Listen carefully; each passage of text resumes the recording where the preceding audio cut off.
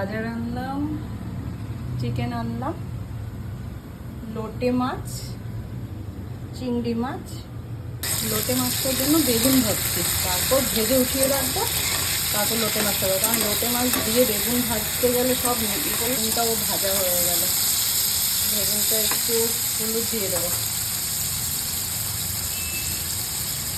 বেগুনটা এবার ভাজা হয়ে গেছে, বেশি ভাজবো না কারণ বেগুনটা নরম হয়ে গেছে। বেগুনটা ভাজা নামিয়ে নিলাম, রসুন বাটা দিয়ে দিলাম। রসুনটা একটু বেশি করে দিলাম, হয় 2টো রসুন পেস্ট করে দিয়েছি এটার মধ্যে।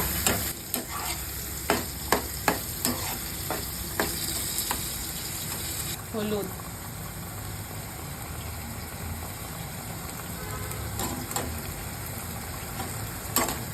গুঁড়ো দিয়ে দিলাম। কারণ ঝাল যার যার পরিমাণ মতন দেবে, কারণ আমরা একটু ঝালটা কমই খাই, সব বাচ্চারা খাবে তো সেই জন্য। অল্প টমেটো দিয়ে দেবো। টমেটোটা একটু আগে দিলেই ভালো হয়, আমি না ভুলে গেছি। রঙটা কি সুন্দর লাগছে না, লাল, হলুদ, সবুজ। এখন আমি মাছটা দিয়ে দেবো, লোটে মাছটা। মাছটা একটু একটা ধোয়া দিয়ে দেবো। ধুয়েছি, আগে ধুয়েছি, রেখেছি একটু লবণ মাখিয়ে, সেই জন্য আরেকবার। দেখো মাছগুলো, এই হলো লোটে মাছ। দেখেছো সবাই নিশ্চয়ই, আমি আবার এনেছি তাই দেখাচ্ছি। লোটে মাছটা এখন আমি আস্তে আস্তে করে দিয়ে দেবো। এই মাছটা আবার তুমি বেসন দিয়ে, কর্নফ্লাওয়ার দিয়ে ভাজা।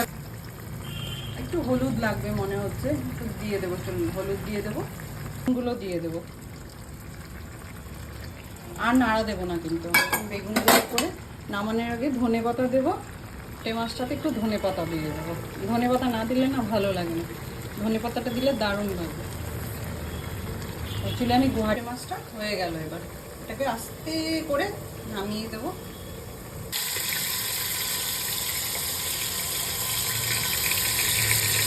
মাংসের আলুটাও ভাজা হয়ে গেছে।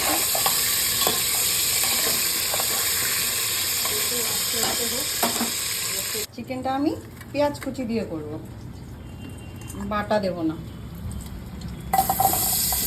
পুরোটা দিয়ে দিলাম, রসুন বাটা দিয়ে দিলাম, টমেটো দিয়ে দিয়েছি। সব হয়ে গেল, এটাকে নাড়া দেবো। এটা একটু মজবে, তারপর মাছের মশলাটা কষে যাচ্ছে। আমি খুব সিম্পলভাবেই করবো মাংসটা, বাচ্চারা খাবে তো। মাংসটা দিয়ে দিয়েছি, এটাকে নাড়বো, এটাকে কষাবো। কষিয়ে তারপর এদিকে মাংসের আলু ভাজা হয়ে গেল। আলুগুলো নামিয়ে নিই।